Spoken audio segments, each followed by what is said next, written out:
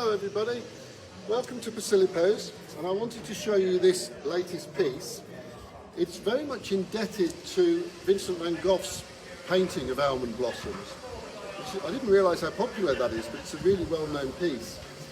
And in this case, I've tried to encapsulate the essence of the Van Gogh, which was in turn inspired by Japanoise. And the Japanese papers were coming over, even as wrapping papers. And the post-impressionists, Gauguin and Van Gogh, they loved these Japanese prints.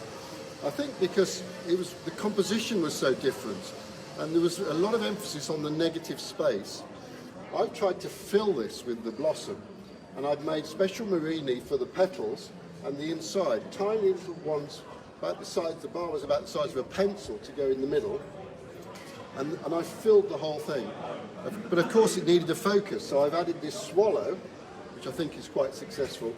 The background was really fiddly to do, getting in between all those tiny little areas.